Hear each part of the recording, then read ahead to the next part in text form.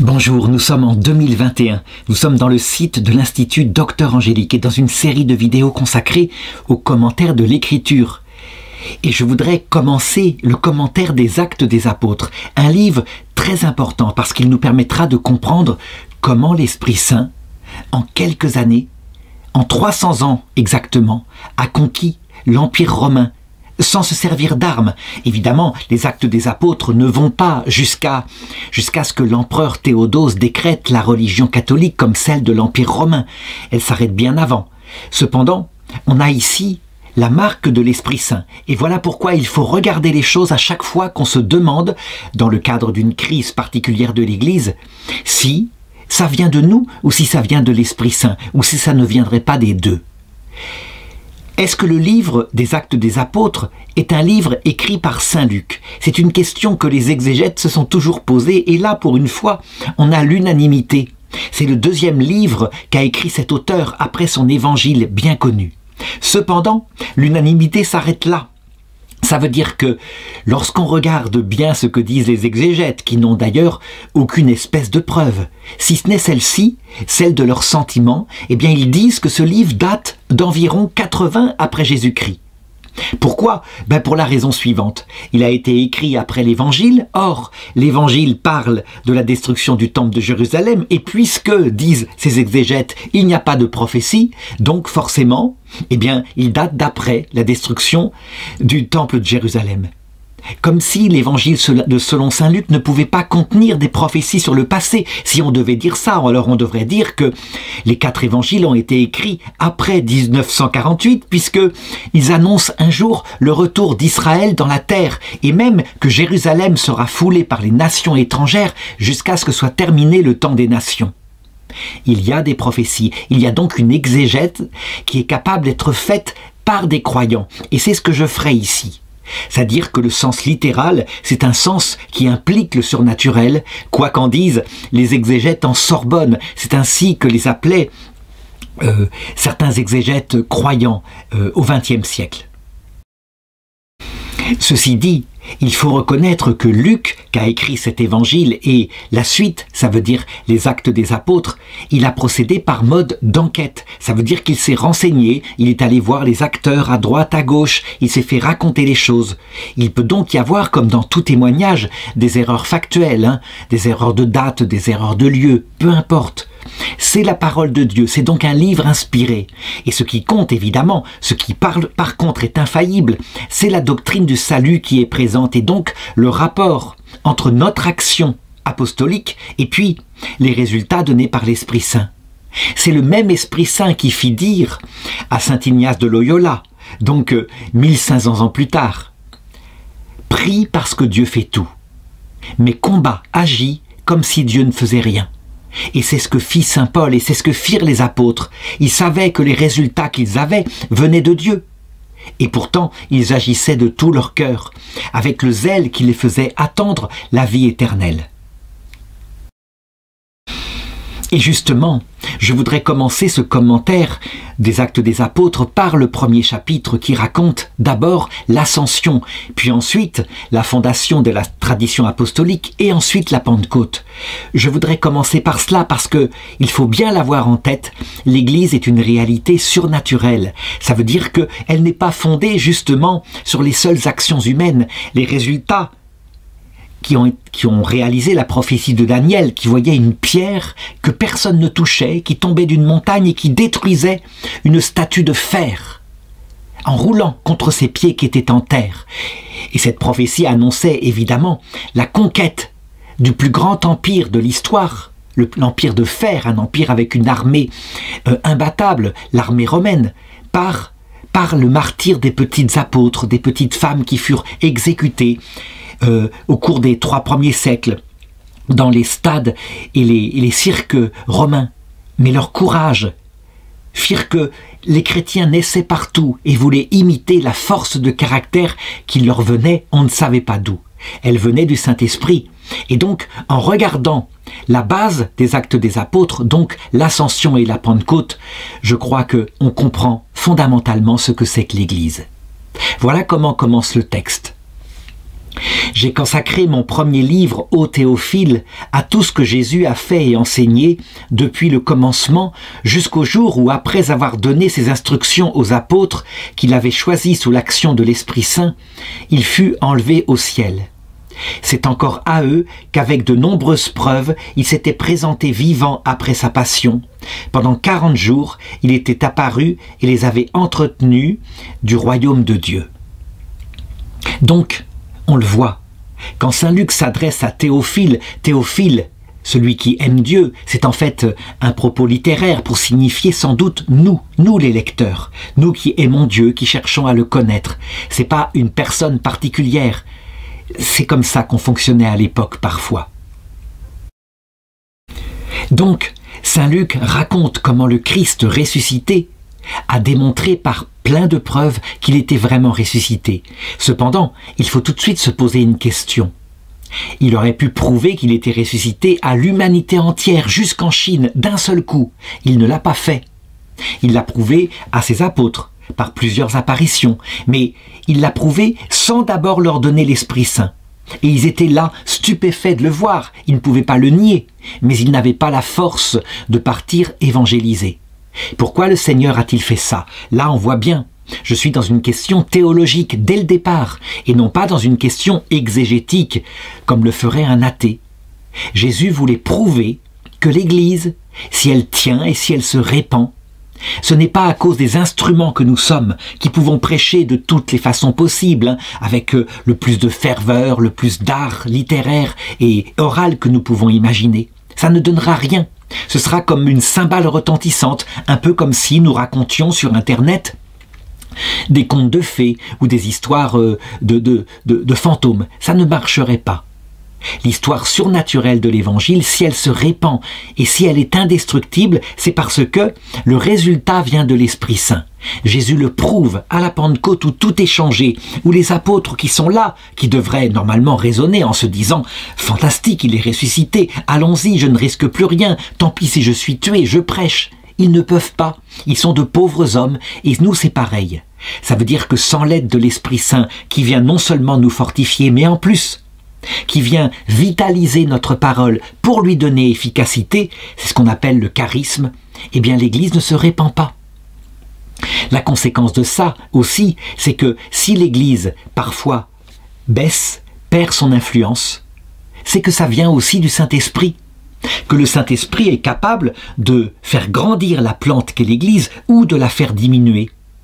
D'où vient cette action qui paraît stupéfiante, que certains nieront, certains diront mais non, quand elle diminue ça vient de notre péché et quand elle augmente ça vient de l'Esprit Saint.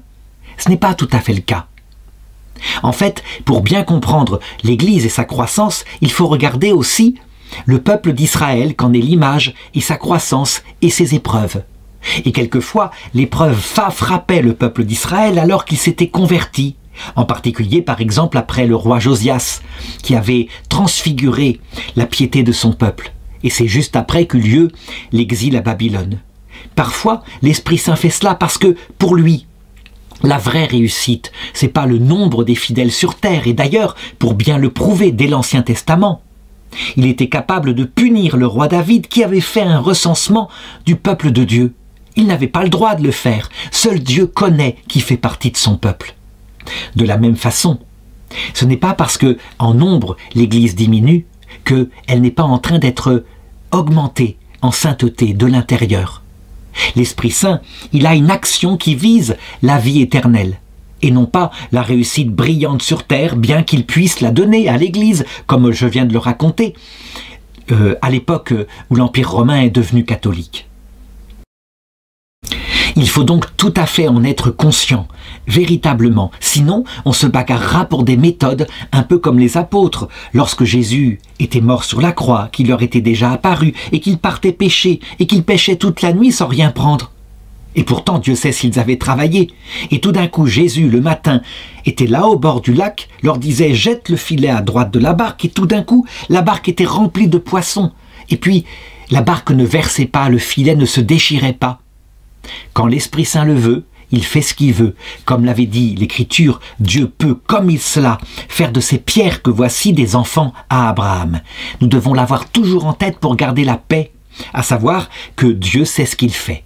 Et donc, Saint Luc raconte les dernières apparitions de Jésus avant son ascension. Et ça commence ainsi. C'est au verset 4.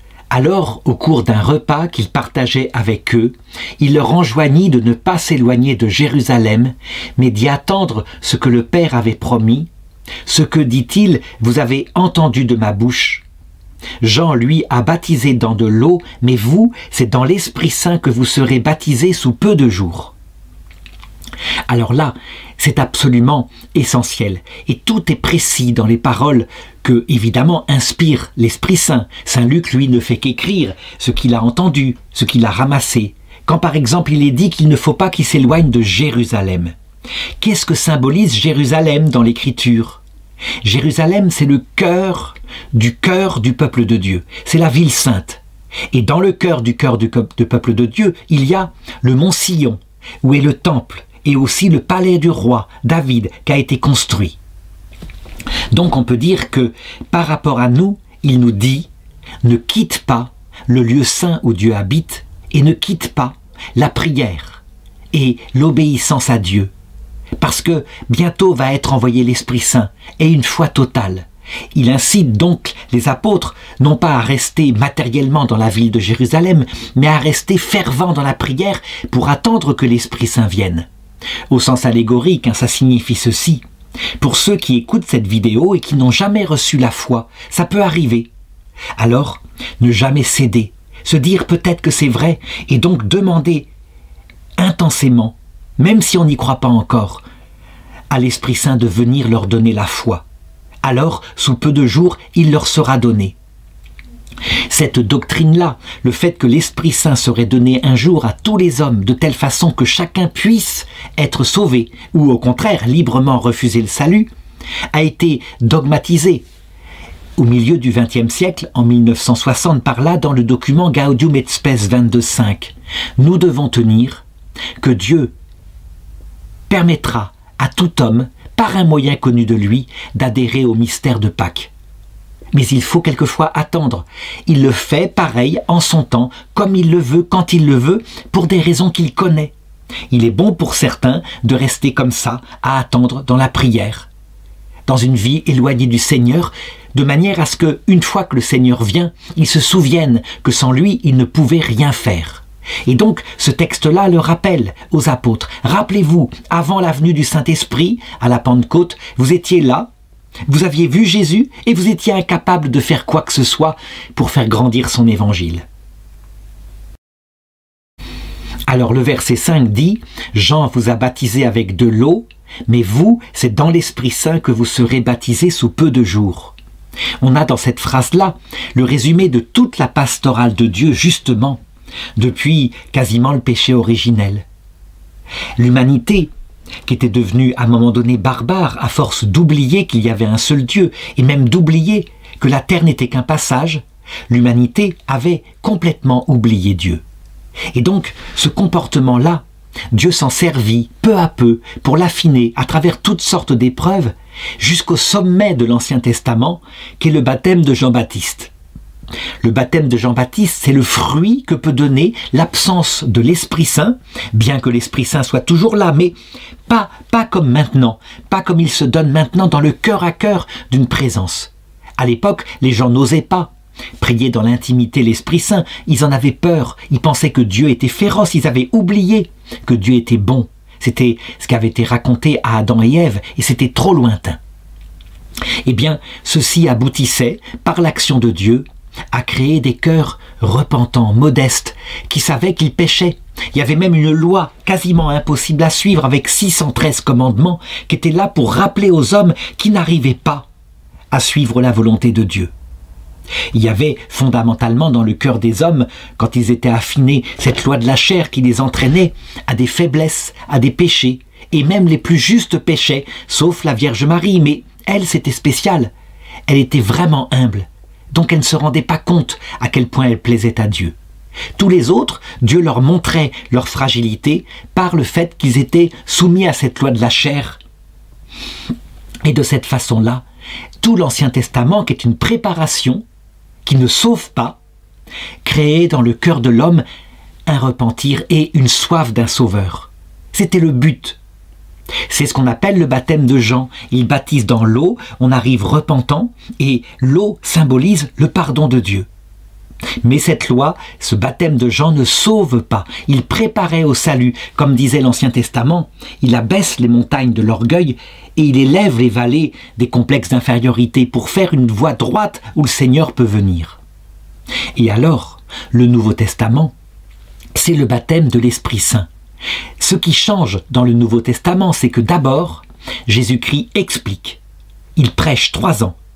Puis il démontre, en mourant sur la croix, que Dieu est amour et qu'il est amour. Ce qui fait que là, on a la preuve qu'on n'a pas à avoir peur de Dieu. Ce qu'il nous impose comme épreuve, ça ne peut pas être pour nous écraser, comme le disait le démon. Ça ne peut être que pour nous éduquer. Et en conséquence, on se met à croire, porté par l'Esprit Saint, qu'on peut avoir un cœur à cœur avec Dieu. Tant que l'Esprit Saint ne vient pas, on peut y croire, mais il ne vient pas, on ne peut pas le vivre. C'est une vie surnaturelle. En effet, Dieu est grand, nous sommes petits, disent les musulmans. Et donc, l'amitié cœur à cœur est impossible sans que Dieu élève notre âme par la foi, la charité et l'espérance, et sans que Dieu s'abaisse vers notre âme en donnant son Esprit Saint qui vient habiter dans notre cœur. Donc, Jésus le promet, voici venir le baptême dans l'Esprit Saint qui permettra dès maintenant, sur cette terre, cette vie intime avec Dieu. Voilà ce que change fondamentalement le Nouveau Testament. Quand il est dit « sous peu de jours », encore une fois, l'attente qui avait duré jusqu'ici 50 000 ans, disons peut-être si Adam et Ève ont été créés vers cette période-là, voilà. Eh bien, cette attente-là, ces derniers jours avant la Pentecôte, servent encore à approfondir le désir du cœur des hommes, vraiment, et des apôtres eux-mêmes. Ils doivent toujours se souvenir qu'ils sont par eux-mêmes de pauvres pécheurs, et en ce qui concerne la vie surnaturelle, ils ne peuvent rien faire. L'humilité sera fondamentale, et c'est sur cet humus, cette bonne terre préparée, que va pouvoir s'implanter l'arbre de la charité, la présence de Dieu dans le cœur, qu'on aime dans le cœur à cœur, et qui va jaillir en conséquence vers le prochain, une source de vie et une source de prédication.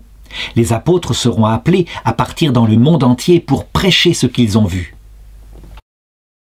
Alors, le verset 6 démontre à quel point l'Esprit Saint ne leur est pas donné, puisque tout ce que je raconte là, évidemment, c'est le fruit de l'Esprit Saint.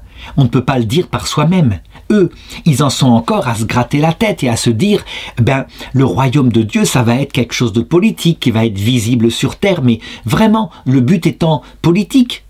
Chasser les Romains, par exemple. Et donc, voilà ce que dit le verset 6. Étant donc réunis, ils l'interrogeaient ainsi. « Seigneur, est-ce maintenant le temps où tu vas restaurer la royauté en Israël ?» Donc, leur question est matérielle. Ils en sont là. Après tous les enseignements que Jésus a donnés, ceci démontre quoi? Qu'il n'y a rien à faire. On ne comprend pas la dimension surnaturelle sans l'Esprit Saint. Et que donc ceux qui écoutent cette vidéo et qui comprennent que ce que je veux dire, à savoir que c'est la vie éternelle qui est prêchée par Jésus, ça ne peut pas venir d'eux. Ceci prouve que ça ne peut pas venir d'eux, ça vient forcément de l'Esprit Saint. Un peu comme quand Saint Pierre avait dit, alors que Jésus leur demandait « Pour vous, qui suis-je ? Tu es le Fils de Dieu vivant. » Et Jésus lui avait répondu « Cette parole ne vient pas de toi et de ta chair, mais de l'Esprit Saint. Personne ne peut dire et croire que Jésus-Christ est Dieu et que son message parle d'une victoire éternelle s'il n'a l'Esprit Saint qui lui explique. » Eux ont pourtant suivi 3 ans la prédication de Jésus et ils sont là, encore ils ne comprennent rien. La royauté en Israël, mais c'est pas le problème matériel. Jésus, loin de les humilier en disant « Mais vous êtes vraiment bêtes, vous ne comprenez rien de rien », eh bien, il répond simplement en signifiant ce que symbolise la royauté en Israël, qui est donc la royauté de Dieu dans notre cœur. Israël symbolisant notre corps et l'Église, l'humanité. Dieu veut régner en nous par son amour. C'est un règne un peu comme un époux règne sur l'épouse et l'épouse règne réciproquement sur l'époux. C'est bien ça que Jésus a expliqué. C'est donc pas le règne d'un roi comme Hérode, par exemple. Et Jésus leur répond au verset 7. Il ne vous appartient pas de connaître les temps et moments que le Père a fixés de sa seule autorité. Là, c'est vraiment quelque chose qu'il faut garder en tête. Nous pensons tout de suite, évidemment, parce que nous sommes charnels, au retour du Christ dans sa gloire à la fin du monde. C'est ça qui nous intéresserait. Qu'un jour, au journal parlé de 20 heures, on puisse dire « Ah, ça y est, on a vu descendre un être de lumière sur terre et les gens l'ont vu. C'est le Christ qui revient. Il est descendu à Jérusalem, nous envoyons notre reporter. » Et là, nous serions fiers, nous, reste des catholiques, pour dire « Vous voyez, on vous l'avait bien dit, Jésus est le Sauveur et il vient de le démontrer. » On le voit d'ailleurs par des prophéties sur Internet qui annoncent qu'une grande croix lumineuse vue par tout le monde apparaîtra dans le ciel. Ça ne risque pas d'arriver. Évidemment, c'est une croix lumineuse dans le ciel de notre intelligence qui apparaîtra, puisque sur terre, le Seigneur a pris le pari de se cacher le temps de notre vie terrestre pour manifester, évidemment, glorieusement sa victoire à l'heure de son retour, à l'heure de notre mort. Donc, le retour du Christ se passera d'abord, invisiblement mais réellement, par le don du Saint-Esprit dans le cœur. C'est ce qu'on appelle la grâce, le don de la grâce. Ça, c'est ce que je vais raconter en racontant la Pentecôte dans un des chapitres suivants. Mais ce n'est pas tout. Cette venue invisible se réalisera aussi de manière visible et glorieuse, mais les gens de la terre ne la verront pas à l'heure de notre mort à chacun. Aussitôt, entrant dans l'autre monde, nous verrons le Christ accompagné des saints et des anges, des nuées du ciel. Ce sera absolument fantastique. Et là, ça éclatera dans un feu d'artifice de manifestation de la vérité. Nous pouvons en être sûrs. Donc, pour nous, individuellement, le retour du Christ est pour bientôt. Pour ceux qui ont 20 ans, c'est dans moins de 80 ans, s'il meurt à 100 ans. C'est le deuxième sens. Et puis le troisième sens, c'est au niveau des générations. Quand Jésus annonce en Matthieu chapitre 24, cette génération ne passera pas que tout ne soit réalisé. Une génération qui est sur terre, eh bien globalement, elle croit qu'elle est immortelle, parce que quand elle regarde la télévision, on change périodiquement les présentateurs qui sont toujours jeunes, et du coup, on croit qu'on ne vieillit pas. En réalité, ce n'est pas vrai. Une génération qui naît par exemple en 1980, elle aura disparu entièrement de la Terre en 2080. C'est comme ça. Il y aura quelques survivants, des grands vieillards en maison de retraite, mais c'est comme ça. Et donc, la génération qui en 1980 est là, immortelle, en train de dire « mais ces choses-là sont débiles, le retour du Christ, ils croient en ça, ils croient vraiment qu'il va descendre comme une fusée, machin », ils ricanent, avant de le voir tous. Et 100 ans plus tard, une génération entière a vu que c'était une prophétie réelle. Il n'appartient pas à chacun de nous de connaître les temps et les lieux, parce que ça se passe d'abord par la somme des individualités. Il faut être prêt à chaque instant. Simplement, on peut le deviner, ça se passe à la fin de chaque génération. Et puis, troisième sens, ou plutôt quatrième, puisque le premier c'était le don de la grâce, ça se passera à la fin du monde, pour la dernière génération, quand le Christ reviendra dans sa gloire, et qu'il mettra fin à cette terre. C'est le sens qui en général nous intéresse, alors que les deux autres sens sont beaucoup plus concrets et pratiques pour nous. Le Christ regarde donc ces quatre mystères, la grâce, le retour à l'heure de la mort, la fin d'une génération, la fin du monde, il les regarde dans un seul regard qui est le même. C'est l'entrée dans le mystère surnaturel. Et c'est comme ça qu'il faut donc comprendre le texte et pourquoi Jésus-Christ ne répond pas à la seule question qui nous intéresse, nous, hommes charnels. Quand la fin des fins? La date exacte de la fin des fins? Et pour ceux qui étaient là, la date exacte, éventuellement, de la restauration d'Israël comme royaume indépendant et les Romains chassés. Ils sont évidemment complètement à côté de la plaque, eux, en ce qui les concerne, puisqu'il va se passer l'inverse.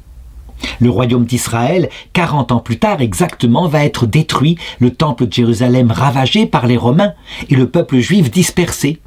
Ça, c'est le royaume des cieux, mais d'une façon absolument, je dirais, incroyable. L'inverse de ce que nous espérions. C'est pas la réussite sur terre d'Israël politique, c'est l'inverse. C'est la dispersion, de manière à ce que le peuple dispersé puisse développer des cœurs humbles et être préparé ainsi au salut. Et le verset 8 continue.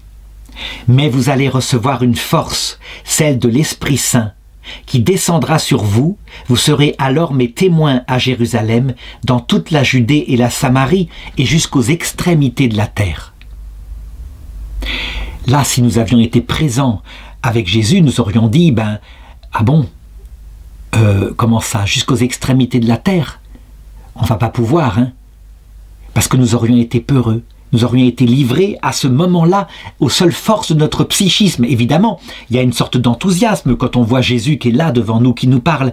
Mais on ne peut même pas imaginer, à cette période-là, la force que va donner l'Esprit Saint de l'intérieur, au point qu'on ne craint plus vivre ou mourir, ça n'a plus d'importance. On n'attend plus que le royaume de Dieu. Tout d'un coup, tout devient limpide. Sans l'Esprit Saint, on ne comprend pas. Avec l'Esprit Saint, tout devient simple et les enfants eux-mêmes comprennent. Alors, à partir de là, à partir du verset 9, est racontée l'ascension. Et là, justement, je voudrais commencer d'abord par introduire, en demandant, mais pourquoi?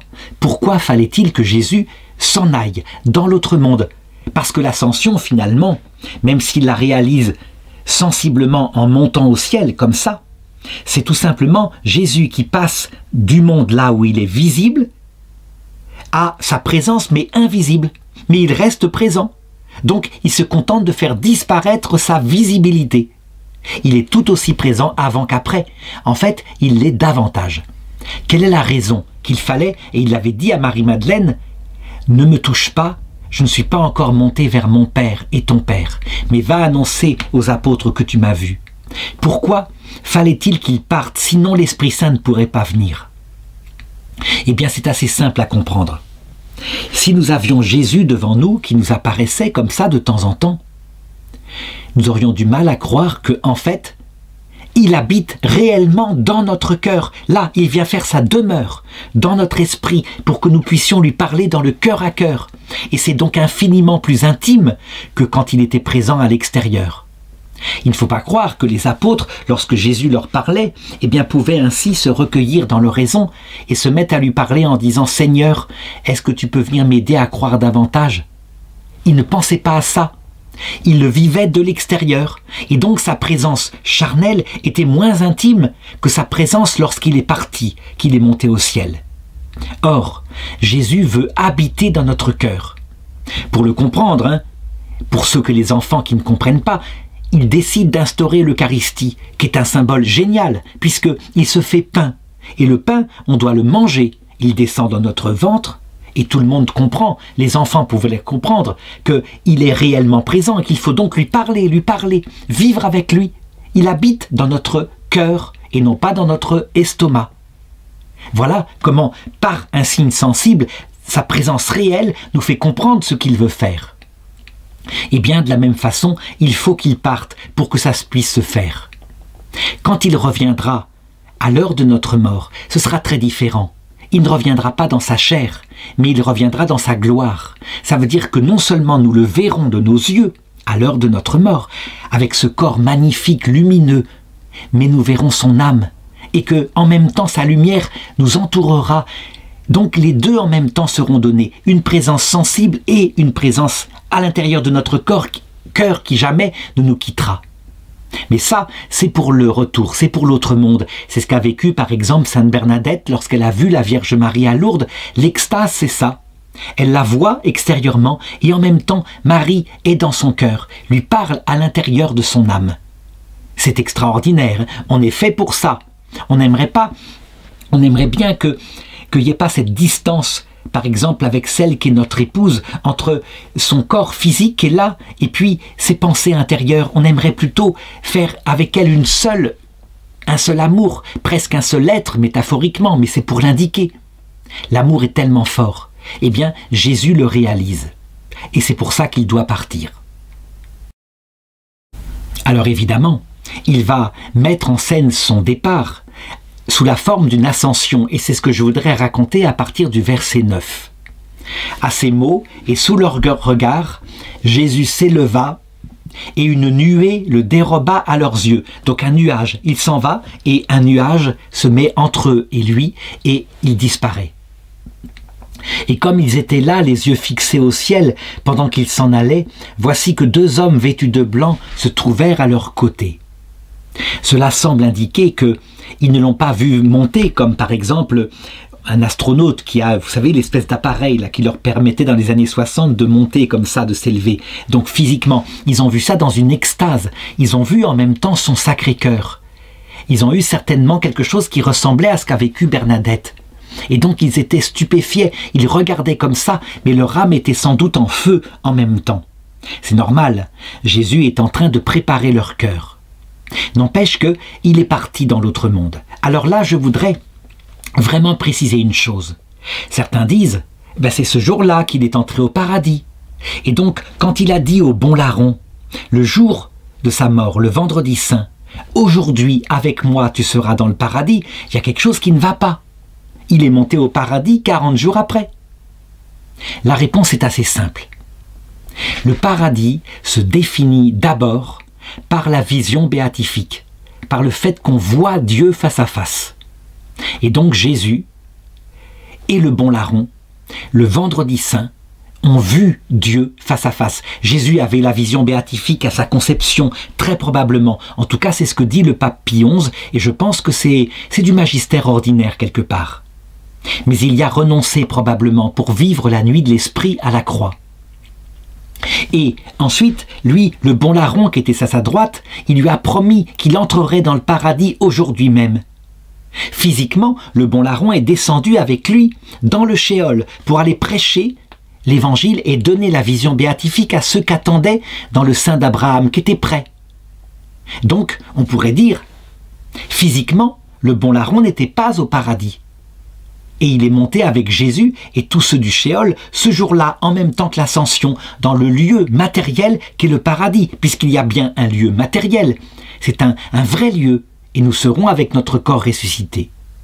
Mais en fait, il faut distinguer le paradis au sens profond du terme, c'est voir Dieu face à face. Et si nous avions maintenant la vision béatifique, nous serions au paradis, même si nous vivions sur terre. Quand par exemple Sainte Thérèse de l'Enfant Jésus promet qu'elle passera son ciel à faire du bien sur la terre et qu'elle vient auprès de nous réellement pour nous aider, elle ne quitte jamais le paradis au sens la vision béatifique, jamais. Mais elle quitte physiquement le paradis au sens lieu physique, ce qui est moins important, parce qu'elle se dévoue, parce qu'elle est apostolique auprès de nous. Jésus fait exactement pareil que Sainte Thérèse de l'Enfant Jésus. Lui, qui est tout le temps avec la vision face à face du Père dans son humanité sainte, eh bien, il passe son temps sur la terre et au purgatoire et au paradis. Il est là, présent partout, vraiment, porté par la puissance de Dieu. Et donc, jamais, jamais, à partir de sa mort sur la croix, le vendredi saint, il n'a plus quitté la vision béatifique. On en est sûr. Je sais que certains contesteront avec saint Thomas d'Aquin et diront « Mais non, il avait la vision béatifique sur la croix ». Moi je crois que s'il l'avait eu sur la croix, il n'aurait pas pu vivre la nuit de l'esprit. Mais ça c'est un autre problème théologique. Alors le texte continue. Et les anges qui sont là, 2 anges vêtus de blanc, se trouvent à leur côté. Qui sont ces anges ? Probablement, l'un représente le Père et l'autre, le Saint-Esprit. Certains diront, mais non, le Père ne descend jamais sur terre. Si, il peut descendre sur terre.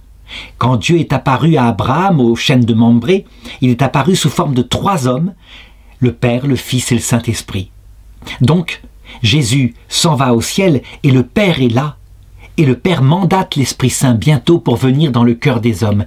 Et voilà ce qu'il leur raconte, pour le moment encore extérieurement, de telle façon que ça n'est pas encore, je dirais, compris profondément, puisque ça se fera à la Pentecôte. Ils leur dirent, hommes de Galilée, pourquoi restez-vous ainsi à regarder le ciel ? Celui qui vous a été enlevé, ce même Jésus, viendra comme cela, de la même façon que vous l'avez vu s'en aller vers le ciel. Là, il faut que je m'arrête encore pour commenter. On sait que le retour du Christ dans sa gloire, à la fin du monde, fait partie du credo. Il reviendra dans sa gloire pour juger les vivants et les morts, et son règne n'aura pas de fin. Mais on n'a sans doute pas assez insisté sur le fait que c'était la clé de voûte de toute la théologie. Que le retour du Christ dans sa gloire, qui vient pour prêcher, y compris à ceux qui n'ont jamais entendu parler du Christ, parce que Jésus l'avait annoncé, Vous n'aurez pas fait le tour des villes d'Israël avant mon retour dans la gloire. Il y a trop. Il faut prêcher dans chaque cœur, chaque nation. On fait ce qu'on peut, nous les apôtres, mais il y a trop. Et donc, Jésus, qui est mort pour tous les hommes, évidemment, il est capable de nous aider par sa propre puissance et accompagné du ciel lorsqu'il revient à l'heure de la mort de chacun, à la fin d'une génération, à la fin du monde, comme je l'ai dit tout à l'heure. Eh bien, le fait de croire dans son retour dans la gloire, qui vient prêcher l'évangile et qu'il est possible, dans son retour, de se convertir à lui, permet d'expliquer le reste, en particulier la patience de Dieu, comment il a mis 300 ans à conquérir l'Empire romain, et encore, les campagnes n'étaient pas conquises, elles étaient païennes, mais que les gens n'étaient pas perdus, que de toute façon, il n'abandonnerait aucune âme, que toutes se verraient prêcher l'évangile, si ce n'est pas par l'Église militante qui faisait ce qu'elle pouvait avec les pauvres péchés que nous avions, ce serait par l'Église glorieuse qui descendrait à l'heure de la fin. Et alors viendrait la fin. Comme disait Jésus en Matthieu 24, « Cette bonne nouvelle du salut sera prêchée à toutes les nations, puis viendra la fin. » Et ça s'applique au sens que j'ai indiqué tout à l'heure, à chaque homme à sa mort, à chaque génération. Sans exception, chacun se verra prêcher l'Évangile et au monde entier à la fin du monde. Donc, il reviendra dans sa gloire et ceci permet de comprendre la patience de Dieu sans imaginer que, évidemment, les hommes qui n'ont pas été atteints par l'Évangile seront forcément damnés pour l'éternité. On l'avait cru à certains moments, mais de cette façon-là, l'apostolat était stimulé parce que nous, pauvres hommes, il s'avère que nous prêchons par amour, c'est certain, mais que quand il y a un risque de damnation éternelle, ça nous donne un zèle beaucoup plus fort pour prêcher. Donc, cette théologie-là, qui pensait que Dieu tendrait peut-être un piège avec l'instant de la mort, fut très utile pour stimuler le zèle des apôtres.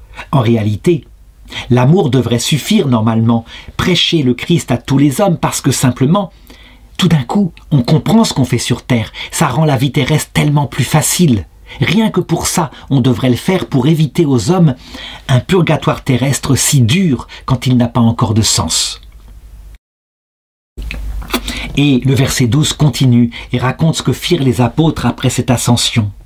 Alors, du mont des Oliviers, ils s'en retournèrent à Jérusalem. La distance n'est pas grande, celle d'un chemin de sabbat. Cette phrase-là, elle a un sens matériel, hein, c'est vrai, ça s'est passé à un endroit précis, ils sont allés à un autre endroit précis, mais son sens est d'abord spirituel. Le mont des Oliviers, c'est l'endroit de la souffrance ultime de Jésus, c'est l'endroit où il a agonisé, mais aussi où il passait souvent la nuit avec ses apôtres pour leur prêcher les choses. Donc, on peut dire que, symboliquement, le mont des Oliviers, c'est le lieu de la souffrance, de cette terre comme vallée de larmes, où on est un peu abandonné du Christ, où le Christ lui-même, quand il vient, il paraît triste. Nous sommes dans la vallée de larmes, donc la terre est comme un mont des Oliviers. Et puis, il s'en retourne à Jérusalem. Ça veut dire que la croix que nous vivons dans notre vie doit nous conduire à prier davantage. Jérusalem, c'est le lieu où se fait la prière. Donc, je dirais cette stimulation par le fait que nous ne sommes pas encore heureux dans la béatitude sur terre doit nous conduire à supplier Dieu de venir, à supplier qu'il vienne nous chercher, que la vie terrestre ne soit pas si longue que ça, que bientôt nous le voyions, que l'évangile soit prêché à tous ceux qui ne le connaissent pas et qui vivent un dur purgatoire loin de lui. Quand il est dit « la distance n'est pas grande, celle d'un chemin de sabbat », eh bien, ça indique que le passage de la souffrance à la prière est vraiment un chemin qui nous dispose au salut, que c'est sans doute pour cela que Jésus laisse pour le moment un temps avec la croix dans cette vallée de larmes. Il aurait pu l'annuler, il aurait pu, à cette époque-là, apparaître dans sa gloire au monde entier et mettre fin à l'humanité, sauf que nous ne serions pas nés. Et il voulait que nous naissions. Donc il nous impose à nous aussi de vivre sur le mont des Oliviers pour stimuler notre désir d'un salut. C'est le but de la vie terrestre, y compris lorsqu'il tarde à envoyer son Esprit Saint à certaines personnes qui ne l'ont pas encore reçu. Et la suite du texte est un peu métaphoriquement l'image de cette humanité qui n'a pas encore reçu l'Esprit Saint, mais qui est, on peut en être certain, qui est là, qui est en attente sans savoir ce qu'elle attend encore, et elle recevra l'Esprit Saint dans peu de jours, elle le recevra tôt ou tard. Rentrés en ville, ils montèrent à la chambre haute où ils se tenaient habituellement. C'étaient Pierre, Jean, Jacques, André, Philippe, Thomas, Barthélemy, Matthieu, Jacques, fils d'Alphée, Simon le Zélode et Jude, fils de Jacques, donc les 11 apôtres survivants. Judas, lui, s'étant suicidé. Et tous d'un seul cœur étaient assidus à la prière avec quelques femmes, dont Marie, mère de Jésus, et avec les frères de Jésus. La présence de Marie, mère de Jésus, là il faut que j'insiste dessus. D'abord parlons de la présence des frères de Jésus. Ce sont probablement les fils de Marie, femme de Clopas, qui était elle-même sœur de Marie. Ce sont donc des cousins issus de Germain. Et donc une famille très unie à l'époque. Dans les peuples sémitiques, on les appelle des frères. Ils sont là, au début ils n'ont pas cru en lui, mais à un moment donné, ne serait-ce que partageant la même chair que Jésus, ils ont fini par le suivre et ils vont avoir un rôle important. L'un des frères, Jacques, sera évêque de Jérusalem. Il créera d'ailleurs une église bien très marquée par le judaïsme. Mais c'est surtout la présence de la Vierge Marie que je voudrais manifester.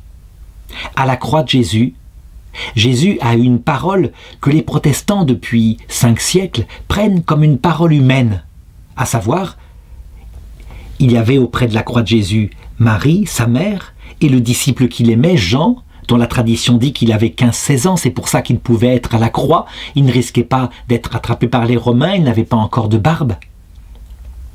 Et Jésus dit à sa mère, « Voici ton fils ». Puis il dit au disciple que Jésus aimait, Jean n'est pas cité, le disciple que Jésus aimait, « Voici ta mère ».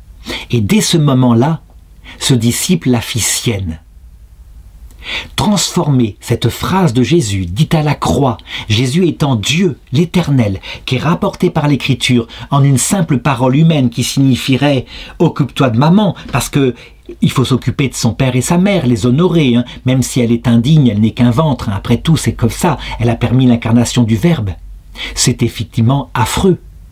Jamais ça n'aurait été gardé dans l'Évangile si ça avait été une simple parole humaine. Et si l'Esprit Saint a voulu la mettre, cette phrase-là, dans l'Évangile, c'est qu'en fait, le disciple que Jésus aimait, c'est nous.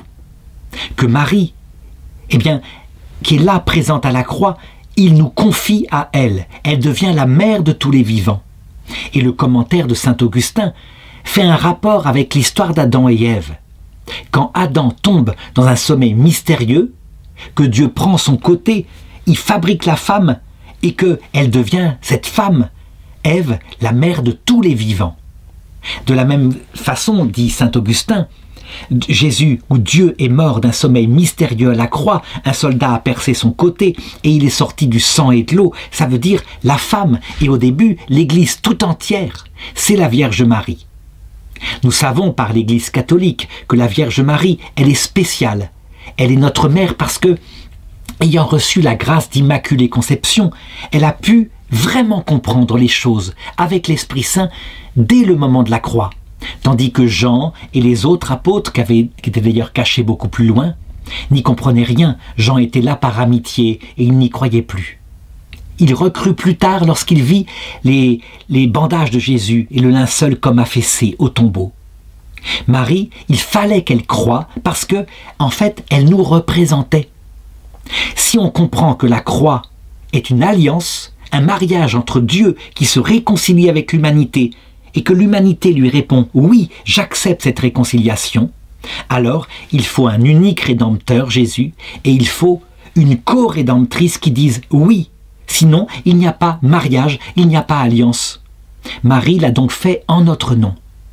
Et à partir de là, elle devient la mère de tous les vivants, tous ceux qui sont chrétiens, tous ceux qui adhèrent au Christ, qui reçoivent la foi, la reçoivent par la médiation de Marie. Les protestants répondent, mais c'est n'importe quoi, le seul médiateur c'est le Christ. Et je leur réponds, mais oui, c'est le seul médiateur, il est Dieu fait homme. Et la première chose qu'il fait à la croix, c'est de créer une mère, une médiatrice, Marie. De même que le Père est le seul Père, c'est vrai, lui seul est Père, et lui seul nous a donné la vie. Et pourtant, la première chose qu'il a fait en créant l'homme et la femme, c'est de faire qu'ils soient père et mère. Et donc nous pouvons vraiment appeler notre papa de la terre papa, bien que le seul Papa éternel et absolu, c'est Dieu notre Père. Voilà comment fonctionne Dieu.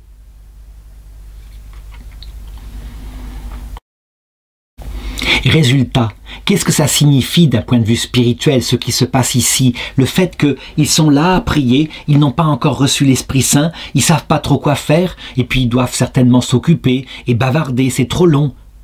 Eh bien, Marie, elle est présente auprès d'eux.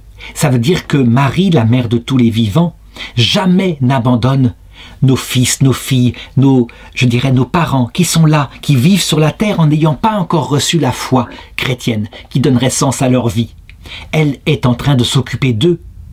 Elle n'abandonne personne. Elle est la mère des musulmans, la mère des hindouistes. Elle est la mère de tous. Et tôt ou tard, elle obtiendra par sa prière, comme elle l'avait obtenu aux noces de Cana, que l'Esprit Saint descende sur ces hommes. Comme ça va se passer dans les textes suivants. Alors je sais que certains ont dit, cette interprétation-là, donnée par Vatican II, veut dire que, après tout, avant d'avoir reçu l'Esprit Saint, on est déjà dans le salut, puisque Dieu s'occupe de nous et qu'il nous aime. Non, il faut être très précis. On n'est pas encore dans le salut. On est dans la préparation au salut. Pour le moment, les apôtres, ils comprennent rien. Ils n'ont pas l'Esprit Saint dans leur cœur. Alors si, ils ont l'Esprit Saint déjà, qui est réellement présent, mais il n'est pas présent, je dirais, avec cet amour lumineux qui leur permettra une relation réciproque. Ils ne l'aiment pas encore intimement, ça n'a pas encore été donné, ça va venir. C'est une question de quelques jours. Donc, il faut absolument distinguer toutes les préparations au salut, qui vont toucher par exemple les hommes de bonne volonté, qui sont athées, mais qui sont de bonne volonté. Leur bonne volonté est déjà préparation au salut. Qui touchent les païens, peut-être même les païens de religion affreuse, qui, confrontés à des cultes terribles, eh bien, sont préparés négativement, en ce sens que quand le Christ reviendra, avec tout cet amour dans le ciel, eh bien, par comparaison, ils se jetteront dans ses bras. Évidemment, ils n'attendaient même plus un tel salut. Tout est préparation au salut, mais le salut lui-même, c'est quand l'Esprit Saint vient dans le cœur et qu'on l'aime réciproquement. C'est donc une vie nouvelle.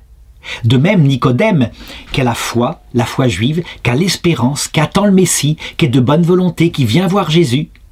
Jésus lui dit, si tu ne renais pas de l'Esprit, tu n'entreras pas dans le royaume. Et c'est vrai, Nicodème n'est pas dans le salut. Donc cette petite distinction entre préparation au salut, qui fait que ces hommes-là seront un jour dans le salut, et puis être dans le salut pour ceux qui le vivent, ceux qui peuvent parler à l'Esprit Saint et il leur répond dans son silence, elle est évidente pour ceux qui vivent chrétiennement. Mais, curieusement, elle a fait des tas de confusions en théologie depuis Vatican II, où certains ont dit « tout se vaut », et les autres religions vavent le christianisme. Non, non, les autres religions possèdent des éléments qui préparent au salut, dit le document Nostra Aetate. Là, eux, ils ne l'ont pas encore compris, ils n'ont pas encore reçu l'Esprit Saint, mais après coup. Luc en particulier, lorsqu'il écrira les Actes des Apôtres, s'il avait été présent ici, il sait la différence entre avant la Pentecôte et après la Pentecôte, dans la préparation au salut et dans le salut. Il sait parfaitement la différence. Elle est aussi criante que, par exemple, nous qui sommes maintenant dans le salut par la grâce, et quand Jésus nous le verrons à l'heure de notre mort, il y a une différence énorme, évidemment. Voir de ses yeux, toucher de ses mains, c'est quelque chose qui correspondra à notre cœur, mais nous ne serons pas surpris. Si nous vivons dès maintenant de la présence du Saint-Esprit dans le cœur, ce sera fondamentalement la même chose, mais tellement plus adapté à ce dont nous avons besoin. Nous sommes des êtres sensibles. Voilà, je m'arrête là pour le mystère de l'Ascension, en espérant que chacun de cette façon-là aura compris à quel point il y a eu du nouveau par Jésus-Christ à la Pentecôte.